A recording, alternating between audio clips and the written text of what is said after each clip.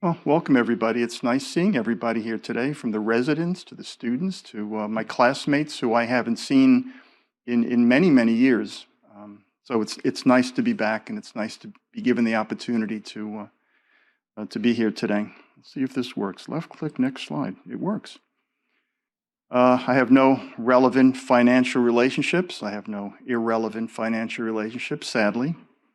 So we're here to talk about treating diabetic foot infections as an outpatient. And when one of our colleagues at the college found out I was going to be talking to you today, they said, make sure that you tell the students that this stuff can go downhill quick. And that was their words, except they didn't use the word stuff. So just remember, as we're talking about treating diabetic foot infections as an outpatient, never turn your back on a diabetic foot infection or your foot. And what they meant by that was even every severe infection started out as a mild infection. So there was a time when this gas-producing, tendon-tracking, limb-threatening infection was a mild infection. And for whatever reason, it became a more serious, more severe infection. So even if you're treating mild infections as an outpatient, always realize that overnight they can become a very, very serious and limb or life-threatening problem. So when can we treat a diabetic foot infection as an outpatient? Well, a large majority of patients with an infection of mild severity and some patients with an infection of moderate severity can be treated as an outpatient, provided that you have a compliant patient, somebody who adheres to medical therapy, somebody who you can monitor, who keeps their appointments, people who don't need urgent revascularization, and that's what we're here for in this wonderful symposium that PK has provided to us. And there's no urgent indication for surgical intervention, i.e. complex INDs that can only be done in the OR, amputations, etc., and providing that the infecting organism is susceptible to oral antibiotics. And there are some really nasty MDROs, multi-drug resistant organisms, that can only be killed with parenteral antibiotics. So these are just some red flags, some factors suggesting that hospitalization may be necessary. The patient fails outpatient therapy. You're doing everything right. The patient's doing their dressing changes and they're keeping their appointments, but they're not getting better, and that's some reason to admit the patient to the hospital. If the patient's unwilling or unable to comply with outpatient treatment, again, as I said before, a complex IND that can only be done in the OR, severe foot ischemia, metabolic or hemodynamic instability, if the patient is or becomes febrile, and if you need IV therapy, and of course, all severe infections need to be hospitalized. So we talked about the severity of infection. So when I put this together, I wanted to give like a step-by-step guide on how you approach patients with infection. And the first thing that I want everybody to do when you're treating a diabetic foot infection is characterize it with respect to the severity. So mild infection, moderate infection, or severe infection. And then there are wounds that are just non-infected and don't require antibiotic therapy. So there are definitions of each stage of severity, right? So a mild infection is local infection involving only the skin and subcutaneous tissue, and there's less than 2 centimeters of periwound erythema. So why we stratify the severity of infection is because it gives us an idea of what organisms inhabit that particular severity grade of infection. And so we can tailor our antibiotics or empiric antibiotics while we're waiting for the CNS report to come back. So mild infections are really inhabited by staph and group B strep, strep in general, Staph aureus, either MRSA or MSSA. Moderate infections, the erythema is greater than 2 centimeters.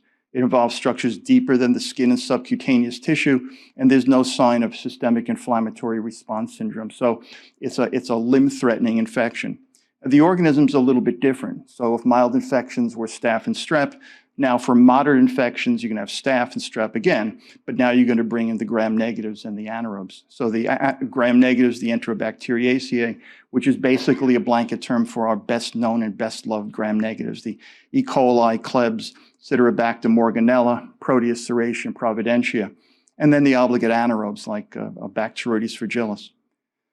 And then we get to the severe infections, right? The definition of a severe infection is everything that a moderate infection was, except now there are signs of systemic involvement. So we have the signs of the systemic inflammatory response syndrome. So SIRS is characterized by 2 or more of the following. The patient's febrile, over 100.4 degrees, it says centigrade, but it should be Fahrenheit. Tachycardia, the respiratory rate is greater than 20, and WBC is greater than 12,000 and or increase of 10% of bands. The organisms are the same though, right? Staph, strep, most commonly group B strep, the Enterobacteriaceae, gram-negatives, and anaerobes. So you can see you're going to use a different set of antibiotics if we're going to treat a moderate infection versus a mild infection. Mild infection, all I have to do is just kill staph and strep. Moderate infection or severe infection, if we decide to hospitalize them, is going to be staph, strep, gram-negatives, and anaerobes. So while we're waiting for the CNS report to come back, we need to know how do we direct our empiric therapy. I see some students back here recognize this question because this was one of the questions. I knew there were going to be students here. This is one of the questions on their PodMed 2 exam that they took a couple of days ago. So this was so let's go over it, shall we? So this is a 32-year-old woman with diabetes who presented to the ED with the following presentation. Figure 1, this comes right from the item bank. This was a patient who Dr. Yeager had seen in the Metropolitan Hospital. This was the MRI report, soft tissue ulceration, dorsal to the second toe with evidence of OM, diffuse soft tissue swelling of the forefoot, fluid loculation, reflecting abscess formation. And these are the patient's lab results. It's probably too small for you to see, but the WBCs are 10.2. The patient's glucose is 233, and the hemoglobin is an astonishing 13.9. And the question on your exam was, according to the IDSA clinical practice guidelines, is this a mild, moderate, or a severe infection, or is it non-infected? So let's look back at this. I was supposed to be able to go to the previous slide, but that ain't working. Here we go. All right, so can we all agree that it's an infected wound, right? It's an infected wound. Can we agree that there's greater than 2 centimeters of peri-wound erythema? It is. So right away we know it's not a non-infected wound and it's not a mildly infected wound. So now it's moderate or severe.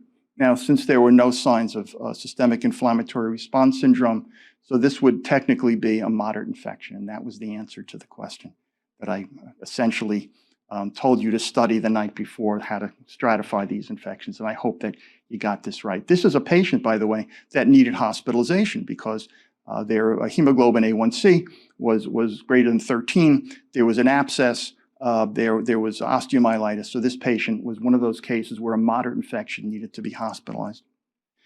So this is my obligatory basic principles of treatment common to all diabetic foot infection slide.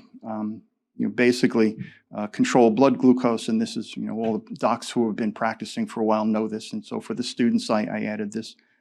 So control blood glucose, address peripheral arterial disease. Again, that's why we're here in this wonderful symposium, courtesy of PK.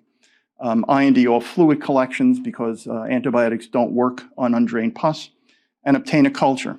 When you obtain a culture, deeper is better than superficial. Tissue is better than pus. And it's sort of counterintuitive. You would think pus would be, the gold standard, that best culture medium, right, to take. But pus actually is white blood cells and phagocytized bacteria. So if you can grab a piece of tissue, and put that into the culture, that would be the best culture source, the most reflective culture source of the infected organisms in soft tissue. And then choose an appropriate antibiotic. And first you prescribe empiric antibiotics, what you're waiting for while the culture results are forthcoming. And then your directed therapy, right? So you want to tune up your antibiotic coverage. You either want to escalate or de-escalate. You want to narrow your spectrum or increase your spectrum depending upon what the CNS report shows. So empiric therapy, as we mentioned, is choosing an antibiotic based on the most likely pathogens before the culture results are known. And we know what the most likely pathogens are because we've stratified the wound in terms of severity. And then once the CNS report comes back, you target the specific organisms based on those culture results. You can't wait for days for the CNS report to come back. You've got to start antibiotics rapidly. And so categorizing the wound as being mild, moderate, or severe helps us get a jump on the CNS report. So I wanted to include this slide with respect to what do we do for non-infected wounds and antibiotics to treat non-infected wounds. There should just be, the only words on this slide should be don't do it.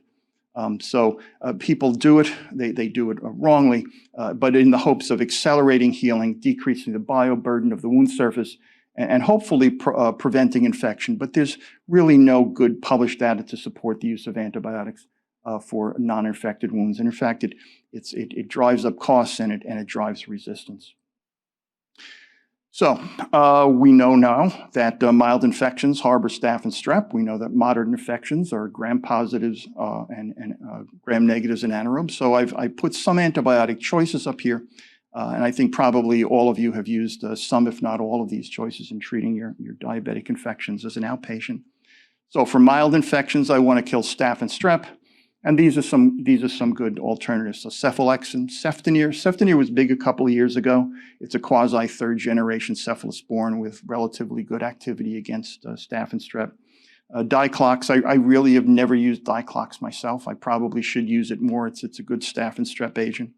Amoxicillin clavulanic acid, I think, is overkill. I use it myself. I know that there's something satisfying about using an antibiotic that covers gram-positives, gram-negatives, and anaerobes, even though I really don't have to cover anaerobes of a mild infection. If you're going to use amoxiclav or augmentin, you want to give it with food or an 8-ounce glass of water, because either the clavulanic acid or the amoxicillin itself can cause some GI upset.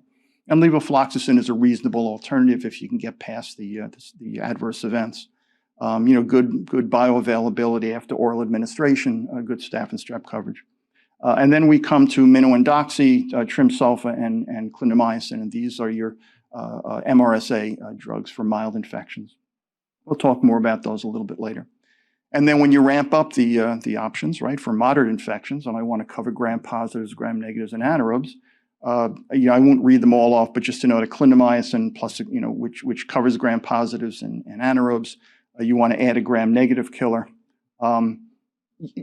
We'll talk more about clindamycin and how the activity against B. fragile is starting to wane with respect to clinda.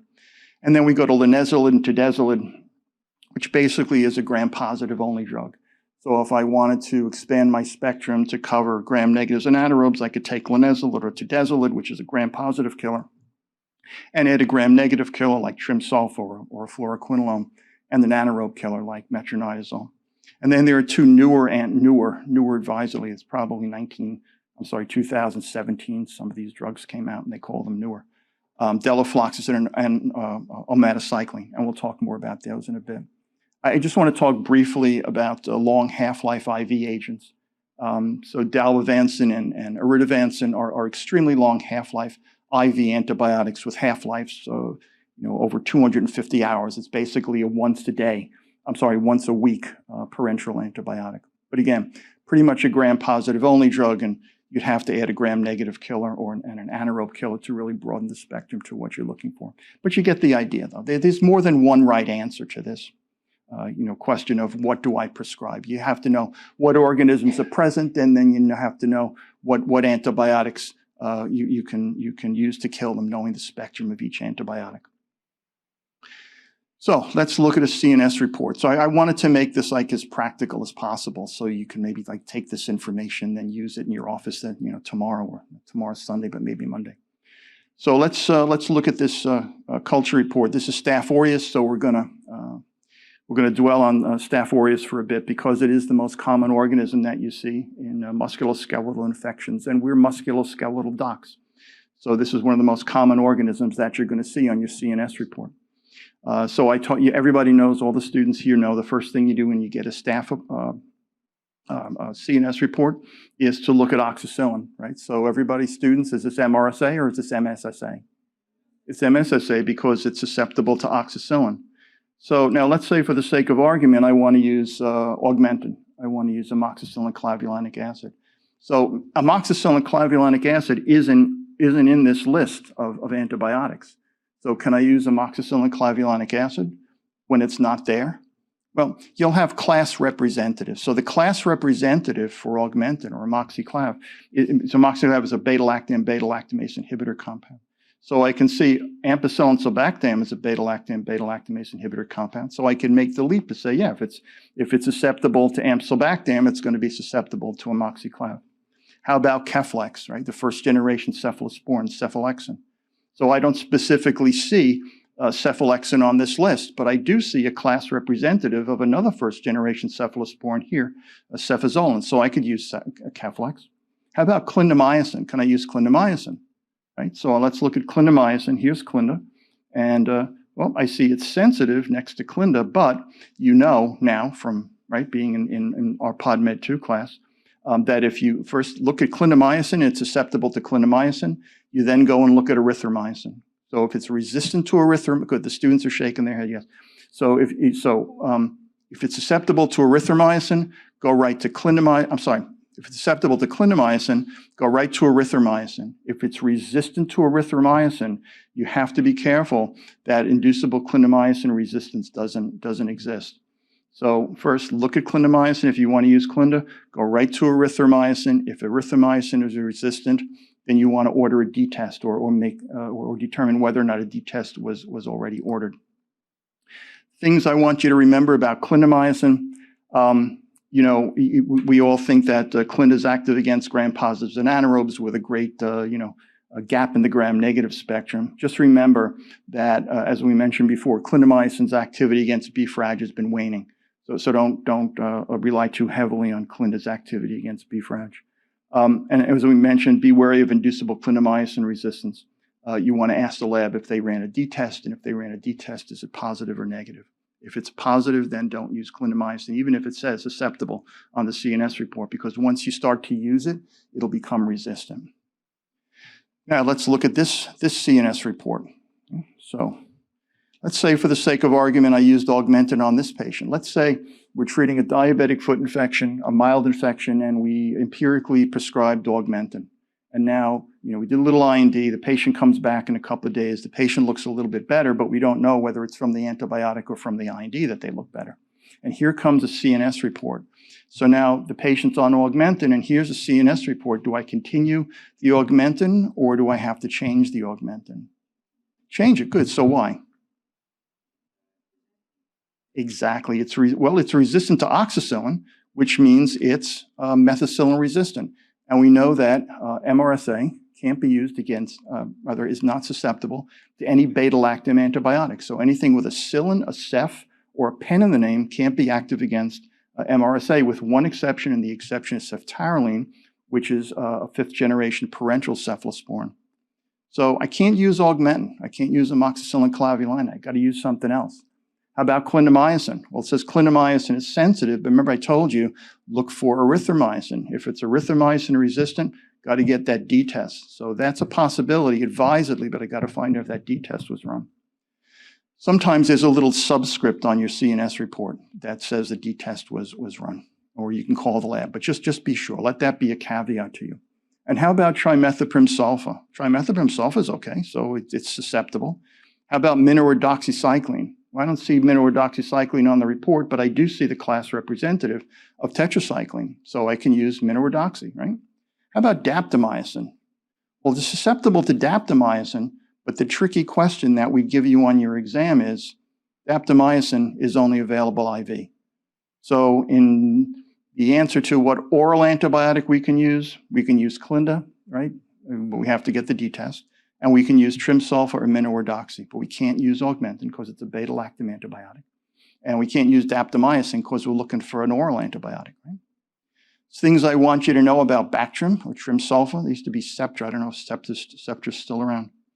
If you want to kill a group A strep or strep pyogenes, trimsulfa is not your drug, right?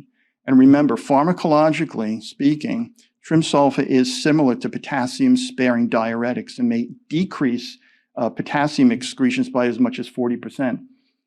Add that to an ACE inhibitor, an angiotensin II receptor blocker, or a potassium-sparing diuretic, and you're setting yourself up for hyperkalemia. Minordoxy, pretty much the same drug, 100 milligrams twice a day. There's increasing resistance with respect to minodoxy and CA-MRSA, probably less with respect to minocycline because PET-K tetracyclines target doxy but exclude mino. And doxy can induce self-resistance. So if it's either one or the other, for my money, I'll take the minocycline. Let's take a look at this CNS report. This is something you don't want to see, right? So we have two organisms here. We have Staph aureus, right, which is under first, and we have Staph epidermidis, which is under second. Just remember, students, it's Staph epidermidis, not Staph epididymis. Well, yes, it's happened. I've heard students come down to clinic and say Staph epididymis. That's well, you're learning, but you don't, you want to get past that point when you're doing your externships. You don't want to be doing rounds and in the hallway of a hospital, and you say Staph epididymis and wait for the laughter to die down. All right, so let's look at Staph epidermidis. Now you got me saying, and I'm probably going to say Staph epididymis because I'm thinking about it. So Staph epidermidis, right? It's a coagulase negative staph. It's kind of a wimpy staph. It just goes where you put it. So it's a player in implant infections and bloodstream infections, catheter-related infections, but still not something to be wary of under the right circumstances. So that's the second organism. So we treat it in the same way as we treat MRSA, right? Is it MRSA or MSSE? Is this methicillin susceptible or methicillin resistant Staph epidermidis? So it's susceptible to oxacillin, so it's going to be methicillin susceptible Staph epidermidis, right? So let's look at Staph aureus. This is something you don't want to have in one of your patients and try to treat them as an outpatient, right? So first organism is going to be Staph aureus, and it's resistant to oxacillin, so it's MRSA. But it is resistant also to the tetracyclines. It's resistant to clindamycin. It's susceptible only to vancomycin, and by extension, I would say it's pretty much resistant to trimsulfa. So what can we give for this patient if we're treating him as an outpatient? Well, there are some options. We can use linezolid. We can use tedezolid by extension. And we can use delafloxacin and a drug called omadacycline. Right? You may be familiar with linezolid. It's an oxazolidinone, first generation oxazolidinone. Tedezolid is the second generation oxazolidinone, pretty much the same spectrum, a gram-positive only drug. We have delafloxacin and omadacycline, which we'll talk about in a second. If you're going to use linezolid, it used to be a really prohibitively expensive drug, but since it's off patent now, it's pretty affordable, so-called, right? If you're going to use linezolid for any longer than 2 weeks, it does tie up pyridoxal phosphatase, and you want to give vitamin B6 50 milligrams a day if your therapy is to exceed 2 weeks. Remember that with linezolid, there is a drug-drug interaction between linezolid and serotonin, selective serotonin reuptake inhibitors to produce a serotonin syndrome. And if this is a concern, you can use tedezolid. Delafloxacin, as the name would imply, what class of antibiotics is delafloxacin, kids? It's a quinolone, right? It's a fluoroquinolone. So this is the only fluoroquinolone that's FDA approved to treat MRSA. It has a really useful spectrum, gram-positives, gram-negatives, and anaerobes, just the type of bugs that we see in moderate diabetic foot infections. It's available, and severe diabetic foot infections. It's available PO and NIV. Omadacycline, think of omadacycline, right? Cycline, right? It's a souped up tetracycline. It's what they call a modernized tetracycline. Similar in spectrum to something called tigacycline, right? Tigacycline is only available IV. And it also has a very interesting spectrum. It's active against MRSA and MSSA, active against anaerobes, B-Frag, Clostridium perfringens, C. diff, some gram-negatives. But the really neat thing about omadacycline is that it's active against ESBL-producing strains of E. coli and Klebsiella pneumonia. So ESBL stands for extended spectrum beta-lactamase producing organ. ESBL it produces an enzyme called extended spectrum beta-lactamase that inhibits extended spectrum cephalosporins. And usually the go-to antibiotic for an ESBL producing gram-negative is going to be a carbapenem. Carbapenems are only available IV.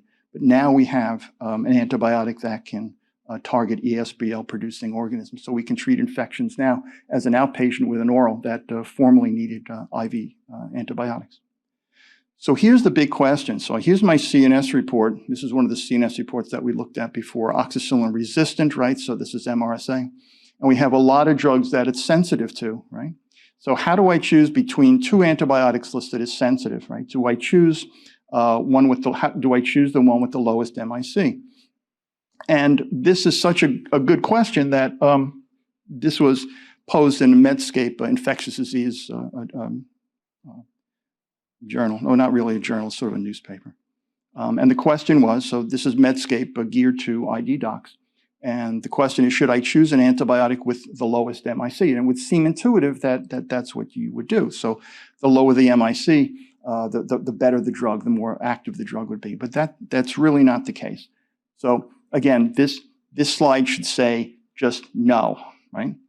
When choosing between two or more antibiotics that are reported as sensitive, don't make the choice based upon which one has the lowest MIC, because the lowest MIC doesn't mean the best drug, because it's unique to the antibiotic organism pair, and you can't compare the apple to the orange. Okay?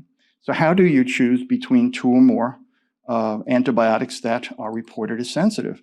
Well, in this CNS report, for example, clindamycin has an MIC of 0.25. Let's say I wanted to compare it to tetracycline, Read-Mino or doxycycline, that has an MIC of 1. So you would think, well, I want to choose the lowest MIC, right? The most poisonous antibiotic, but it doesn't work that way. Right? So even though clindamycin has a lower MIC than tetracycline, you might choose the clindamycin over tetracycline for reasons other than the fact that it has a lower MIC. You might choose clinda over mino or doxy because your patient's a child, your patient is pregnant, your patient has an allergy to tetracycline antibiotics, but not because clindamycin has a lower MIC. So this slide really sums up everything that we've been talking about up till now. So I'm going to read them off to you. This is like for emphasis. So empiric therapy should be guided by the severity of the infection and the likely microbiology of the wound, and that's what we did. We stratified the severity of infection. We determined the most likely organisms present, and that got us an empiric antibiotic, or a number of empiric antibiotics, and then we make a choice based on other factors other than MIC. Change or continue the empiric antibiotics based on the results of the culture and sensitivity and a clinical response to treatment. And once sensitivities are known, choose the narrowest spectrum agent with the best efficacy and the lowest toxicity, and all things being equal, the lowest cost. And that's the mainstay of treating patients and selecting antibiotics. And that's the mainstay of antibiotic stewardship in hospitals. So how long should we treat patients? Most docs prescribe an antibiotic for 7 days or 14 days, right? So oral regimens are typically 1 week to 2 weeks, but are we over-treating? Do we need to treat for 7 days? Suppose the infection gets better in 3 days, and we've given the patient a 2-week course of antibiotics, right? So, back when I was a kid, my parents would say, finish the antibiotics that you were prescribed for whatever it was being prescribed for, because we want to make sure that infection doesn't come back. So finish the antibiotics. Even if you feel better, the doctor prescribed you weeks of antibiotics, you feel better in 3 days, finish that prescription. It was a 10-day course of antibiotics, you're better, finish the antibiotics because the infection could come back. And now we know better. We now know that the longer the patient's on antibiotics, the more that drives resistance. So we're finding out more things as time goes on, but sometimes we practice based on what we were taught and what the doctor who taught us was taught, et cetera, et cetera. So now we're moving into an era of evidence-based medicine, and we're finding out the things that we do and the way that we practice need to be based on studies and good evidence-based practice. So this is an article by Noah Waldicker and Brad Spellberg, and this is from the IDSA editorial comment on an article which we'll get into in a second. And Dr. Spellberg has a very interesting take on why we prescribe antibiotics for 7 days or 14 days, right, or multiples of. And these are quotes from the article. Most antibiotic regimens are based on the fact that a week has 7 days, resulting in 7 to 14 days of treatment. The modern week has 7 days because the Roman Emperor Constantine said so in 321. Had Constantine decreed a 4-day week, we'd probably be prescribing 4 to 8 day courses of therapy. So here's the question: who prescribes more antibiotics for a longer course than maybe is necessary? Maybe out of habit or what they were taught, out of the dogma that they were taught by their mentor. So here's the question. You have 3 choices. So who is most likely to prescribe a prolonged antibiotic course of greater than 8 days? Prolonged antibiotic course is defined as greater than 8 days in this study. Those docs in their late career, practicing for greater than 24 years, those in their mid-career, or those in their early career, somebody who just got out of the residency program. How many people think late career, the older docs? And how many think the mid-career? I guess if you can't decide whether you want A or C, you pick B. So how about an early career, the young docs who get out? Well, that's interesting because it turns out that it's docs in their late career, the older doctors tend to prescribe antibiotic courses for longer than 8 days. And this is, you can see why I didn't show you the article to begin with, because then you would have known the answer. So late career physicians prescribe longer courses of antibiotics. So those docs who've been out the longest prescribe a longer course. Those docs who are practicing in a rural environment, those docs who see more children, and those docs who treat patients with more comorbidities tend to prescribe a longer course of antibiotics, and maybe, just maybe, inappropriately long. So this was a study that was done in Ontario, Canada. It's a year-long study. 10,600 family physicians, because family docs prescribe the most oral antibiotics. 5.6 million antibiotic courses. And it's astounding. 5.6, can you imagine? 5.6 million antibiotic courses within 1 year in one city. There's a lot of data now that casts some question as to is longer better?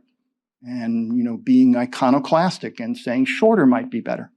And shorter might be better with respect to things that we treat. Better or at least equal for a shorter duration rather than a longer duration.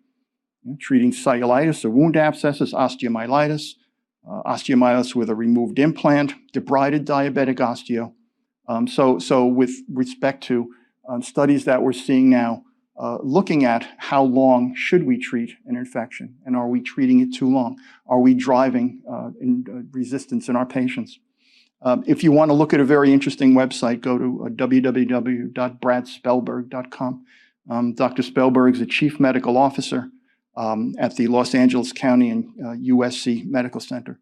And his website, he's sort of dedicated one of his interests is looking at shorter versus longer courses of antibiotics, the so-called antibiotic stewardship. So that's very interesting. And there are articles that are referenced in these slides on his website. So it's a very interesting website.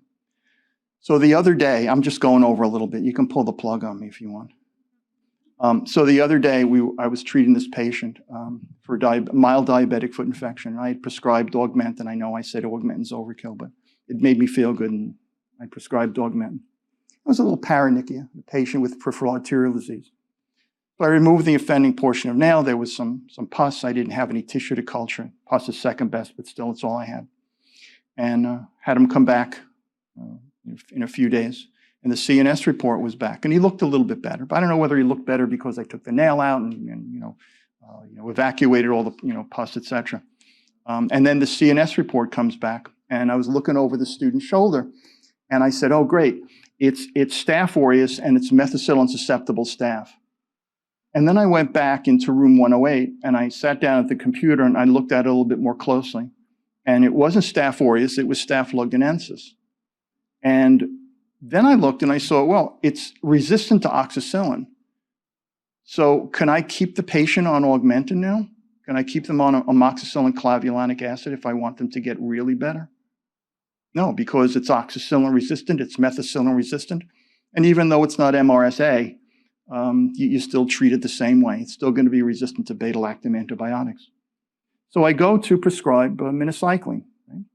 So I go to eClinicalWorks, and I put in minocycline. And by the way, if you have to choose between using a tablet or using a capsule, use a tablet because capsules are more prone to causing an esophagitis if you use minocycline. Anyway, it's already chosen the number of days that I'm going to prescribe. So it's told me that I'm going to prescribe 10. Do you want 10 days every 12 hours of minocycline? So I click that, and here it's actually been nice enough to populate these fields for me. Now I can get out of this and I can override it, but it's sort of leading me in the direction. It's baiting me to prescribe a longer course of antibiotics. Now, if the patient is only 4 days out for the antibiotic therapy and the signs and symptoms of infection are gone, I don't need the extra antibiotics. And there's some docs will just say, finish the prescription. Some patients will say, I'm going to finish the prescription, make sure that I'm cured, and this is what the doctor prescribed. And we're driving resistance when we do this. We don't have to. So many great things here. I'm not going to read it all, but some of the salient features, the passages here. Antibiotics can usually be discontinued once the clinical signs and symptoms of infection have resolved, and routinely prescribing antibiotics for a fixed duration may result in an insufficient or more often unnecessarily prolonged course of therapy. And that's from the latest incarnation of the IDSA clinical practice guidelines. So we need to change the way we practice. We only want to treat infections as long as necessary. And it's the safest, most achievable means of reducing unnecessary antibiotic use, and it falls under the heading of community antibiotic stewardship. There's a saying, and I don't know where it originated, and I don't think it was ever validated, but maybe this would be a good research study for some students, called Better plus 2. How long do you prescribe antibiotics for? Better plus 2. When do you stop antibiotics? When the signs of Celsius, the signs of infection is gone, and add 2 extra days. And that seems like a catchy way to prescribe antibiotics. And maybe if we want to validate that with the study, that would be something interesting to do.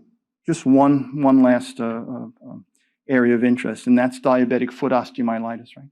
How long do you treat diabetic foot osteomyelitis? The dogmatic 6 weeks. But again, going back to evidence-based medicine, there was a study done by Ben Lipsky and his group at University of Geneva, looking at 3 versus 6 weeks of antibiotic therapy. So there are docs around the world who are looking at this very question. How long do you really need to prescribe antibiotics? How long do you need to treat? And they took so the question was whether 3 weeks of antibiotic treatment showed whether it was non-inferior to 6 weeks of therapy, the dogmatic 6 weeks.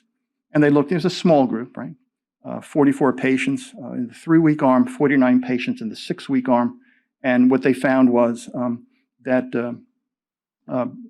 treating diabetic foot osteomyelitis for 3 weeks gave similar and statistically non-inferior incidences of remission and adverse events versus a 6-week course. So there are groups around the world who are looking at this question. How long do you really need to prescribe antibiotics for and get the same bang as the dogma that we were taught? And every time, this is on my last slide, every one of these diabetic foot osteo studies, I want to know what antibiotics they use. So there's really no best antibiotic yet. Maybe you'll do a study and find and contribute to the literature as to what antibiotic works better than another antibiotic. But here's some of the antibiotics that they used in this study to get non-inferiority of 3 weeks. Amoxicillin, clavulanic acid, levofloxacin, clindatrimsulfa, and doxy. Probably clindatrimsulfa and doxy if the patient had MRSA. But this is a really interesting slide. I think this is my last slide. So this is a graph of publication data on diabetic foot research. And the really astounding thing is, look in the left-hand column. In the 44 years, from 1955 to 1999, there were only 519 papers published on diabetic foot research, which accounted for 1% of all the papers published. And now we're in 2021. And look at this. I mean, we have 882 papers on diabetic foot research compared to 1999, where we had 90. And I see no reason why this trend isn't going to go up. I mean, this diabetic foot research is really exploding in the world, and you're all part of it. Here's something to take home with you. Go to Google and type in diagnosis and management of Diabetic Foot Infections, ADA 2020. This is a very useful article on diagnosis and management of diabetic foot infections published by the ADA. It's free. If you Google this, it'll take you to a free link, and it's something that you can maybe use in your daily practice, because I wanted you to go home with something that was useful. And here's my hook, which they should have given me 10 minutes ago. Thank you, everybody, for your attention.